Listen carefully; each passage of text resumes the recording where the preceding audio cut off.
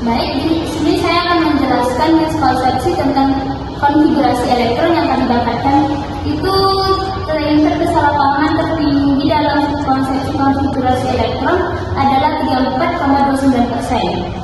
Ketika siswa ditugaskan untuk menentukan konfigurasi elektron suatu elemen, masalah khusus ini menunjukkan bahwa siswa berjuang dalam menerapkan prinsip Akbau, aturan dan prinsip pengecualian Pauli dengan benar.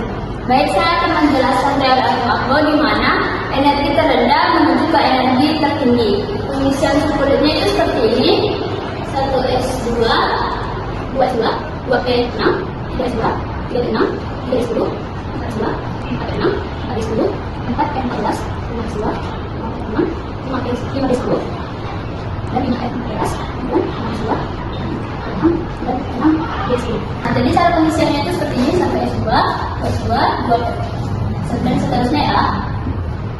Contoh soalnya itu ada S, itu nomor atomnya 16. Jadi dibuat 1s2, 2s2, 2p6, 3s2, dan 3p4. Jadi totalnya semuanya ada 16. Aturan itu pengisian orbitalnya diisi dari satu-satu dulu. Contohnya itu seperti S, itu kotaknya 1. S ini karena ada 2, jadi pengisiannya 1 dulu ke tanda-tanda ke atas. Karena dia ada 2, jadi diisi lagi, jadi arah panahnya itu bolak-balik. Kemudian itu ada P itu ada 6, jadi kotaknya 3. Pengisiannya masih sama, dimulai dari 1, 2, 3, 4, 5, 6. Kemudian itu ada D itu kotaknya ada 5 ya, karena dia 10. 1, 2, 3, 4, 5, 6, 7, 8, 9, 10. Selanjutnya F itu kotaknya ada 7. 1, 2, 3, 4, 5, 6,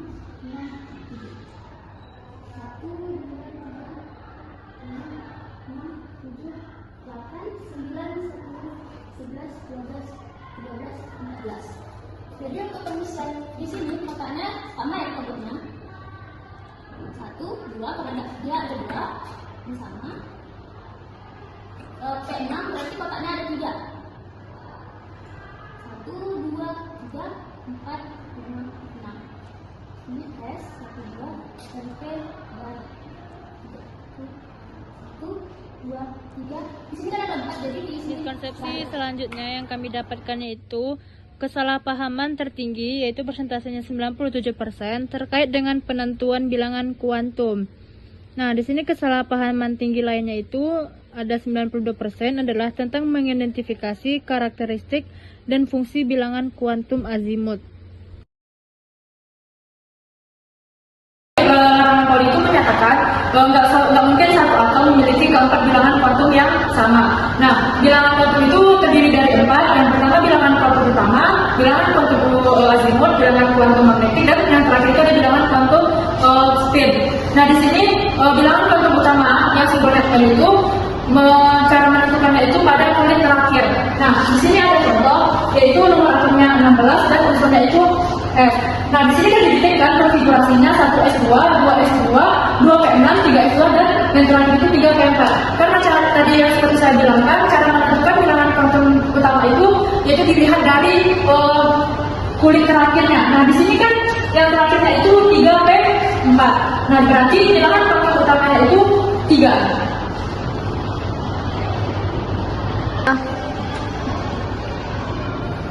Bilangan kuantum utama itu sama dengan F sama dengan 3. Nah, selanjutnya itu di sini saya menjelaskan bilangan kuantum azimut yang dimana nilainya itu L. Nah, pada bilangan kuantum azimut itu kita menentukan juga kulit yang terakhir. Tapi sebelumnya itu kita harus mengetahui nilai-nilai kulitnya, yaitu dari SPDF. S itu nilai bilangan kuantum azimutnya itu 0, P itu bilangan kuantumnya itu 1, D itu bilangan kuantum azimutnya itu 2, ya, F itu bilangan kuantum azimutnya itu 3. Nah, seperti yang saya bilang tadi, bilangan kuantum azimut itu ditentukan dari nilai subkulitnya yang terakhir. Yang dari satu tadi kan nilai subkulit terakhirnya itu 3P4. Nah, berarti subkulit terakhirnya itu adalah P. Berapa nilai P-nya? Kita lihat lagi dari sini. Dari nilai bilangan kuantum azimut tadi adalah 1. Berarti P-nya itu nilai kuantum bilangan azimutnya sama dengan 1. Nah, kan yang ketiga itu ada bilangan kuantum magnetik. Nah, bilangan kuantum magnetik ini ditengok dari nilai L juga. Misalnya nih, ada subkulit S. Pada subkulit S ini, kan nilai L-nya itu adalah 0, dan memiliki satu orbital atau ruang. Terus nanti nilai M-nya itu adalah 0. Sedangkan pada subkulit P, itu ada kulit P, nilai L-nya itu ada 1. Jadi nilai magnetik ini itu kan P tadi kan memiliki dua kolom, tiga kolom. Jadi dimulai dari min 1, 0, 1. Terus pada bilangan subkulit D itu nilai L-nya kan itu ada 2. Terus nilai M itu kan pada kotaknya itu kan ada 5. Berarti itu 2, 3, 4, 5. Berarti kan di sini dimulai dari min 2, min 1, 0, 1, 2. Terus yang F itu nilai L-nya itu ada 3. Terus magnetik ini itu kan ada 7 kotak. Tuh, 2, 3, 4, 5, 6, 7. Nah, jadi kan ini dimulai dari min 3, min 2, min 1, 0, 1, 2, 3. Nah, pada kan contoh soal yang pertama tadi, di sini kan pada pengisian elektronnya itu kan terakhir pada kotak yang ini, kotak pertama itu di sini. Berarti kan nilai magnetik pada B bisa tertengok di min 1. Berarti pada soal ini memiliki M itu min 1. Nah, selanjutnya itu ada yang keempat, bilangan kuantum spin. Nah, pada bilangan kuantum spin ini kita tengok dari tanda panah yang dalam kotak ini. Jika tanda panah yang terakhir yang diisi itu ada di atas, maka nilainya adalah plus setengah. Jika menghadap ke bawah, itu nilainya min setengah. Nah, pada contoh soal yang ini tadi, itu kan pada pengisian terakhirnya itu menghadap ke bawah, pada pengisian terakhirnya.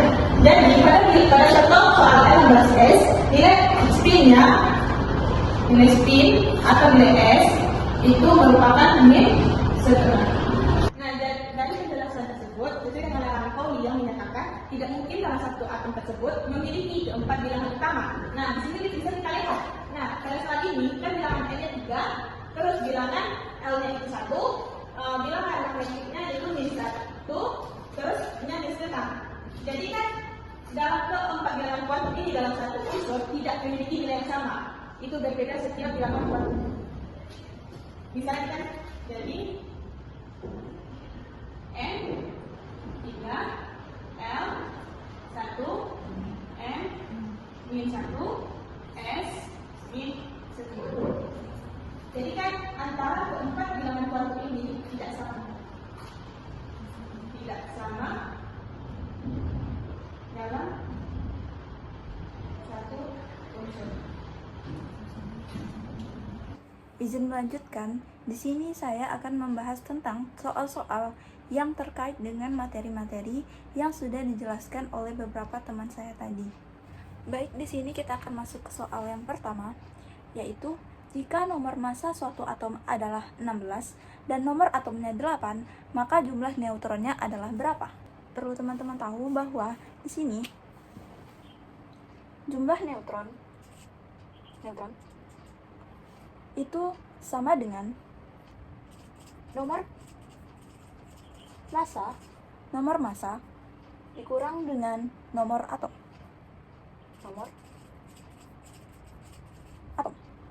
Seperti itu teman-teman. Nah, di soal kita sudah mengetahui nomor massa dan nomor atomnya, yaitu nomor massanya adalah 16 dan nomor atomnya adalah 8. Maka tinggal teman-teman kurangkan saja, yaitu nomor massa dikurang nomor atom. Nomor massanya 16 dan nomor atomnya 8. Berarti 16 dikurang 8 sama dengan 8. Berarti jawabannya itu yang B, sama dengan 8.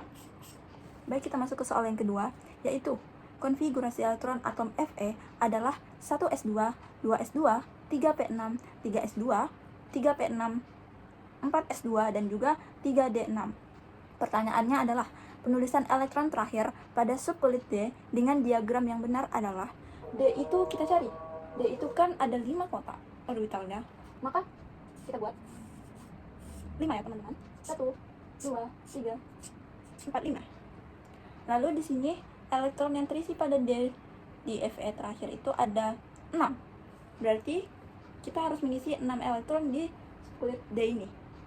Tapi mengisinya itu harus diingat lagi ya, tidak boleh langsung berpasangan, harus satu-satu. Berarti 1, 2, 3, 4, 5. Tersisa satu lagi kan karena dia 6. Berarti kembali lagi ke kotak pertama. 6. Berarti di sini hanya satu orbital yang berpasangan dan 4 orbital yang satu-satu. Berarti jawaban yang benar adalah di B. Baik semuanya, di sini saya ingin melanjutkan dengan memberikan contoh soal yang dimana soal tersebut berisi tentang 4 bilangan kuantum dari elektron terakhir unsur X dengan nomor atomnya 24 adalah. Nah, dari soal tersebut kita bisa menyimpulkan bahwa kita disuruh mencari bilangan kuantumnya. Nah, untuk mencari bilangan kuantum, yang pertama kita itu mencari dulu elektrolisisnya. Kita buat dulu 24X. Nah, pertama kita buat 1s2, 2s2, 2p6, 3s2, 3p6, 4s2, dan 3d4. Nah, ini susunannya. Tapi ini di sini dia kurang stabil, maka kita buat lagi. Jadi bentuk stabilnya itu seperti ini: 1s2, 2s2, 2p6, 3s2, 3p6, 4s1, dan 3d5. Nah, untuk mencari bilangan kuantumnya kita ambil di bagian elektron valensinya, yaitu kulit terluarnya 3d5. Oke, sampai sini paham?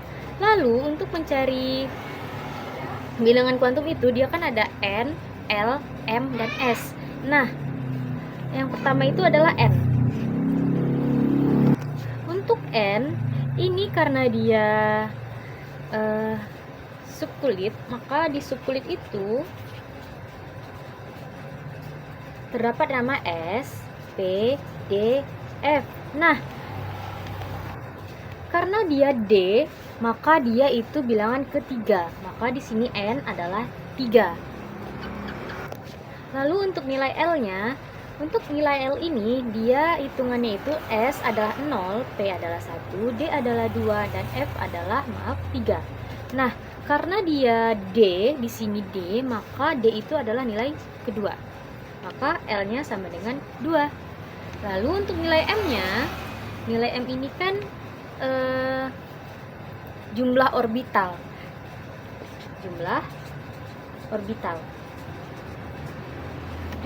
itu disusun dari 1, 3, 5, dan 7. Nah, karena dia D ini berarti ada 5. Berarti kita buat dulu kotaknya. Kotaknya ini kita buat ada 5. Dia di sini adalah 5, maka panah yang kita buat di dalam kotak ini adalah 5. Nah, untuk membuat panahnya itu kita mulai dari panah ke atas dulu. Jadi, di sini 1, di sini 2, di sini 3, di sini 4, dan di sini 5. Terakhir, ada 5 panah. Nah, untuk kotaknya ini kita nilainya itu ada min 2, min 1, 0, plus 1, dan plus 2. Oke. Karena panahnya berhenti di plus 2, diakhiri di plus 2, maka nilai M sama dengan plus 2. Oke, nah untuk nilai terakhir yang S, karena dia berhenti nih di panahnya berhenti di plus 2, maka nilainya itu plus, sama-sama plus, dan dia mempunyai satu panah, maka itu dihitung dengan setengah. Kalau dia diisi dengan 2 panah, maka itu nilainya 1. Misal nih, panahnya itu ada 7. Nah, kita sudah isi 5. Kemana lagi sisa 2-nya? 2-nya tadi kita masukkan ke yang kotak yang awal. Kotak awal kita buat panah ke bawah. 1, 2. Nah, dia berhenti di sini nih. Dan nilainya minus. Maka kita buat minus. Karena dia ada 2 full, maka kita buat 1. Jadi nilainya min 1. Oke, jadi hasilnya adalah N sama dengan 3, IL sama dengan 2, M sama dengan plus 2, dan S sama dengan plus setengah. Bye-bye.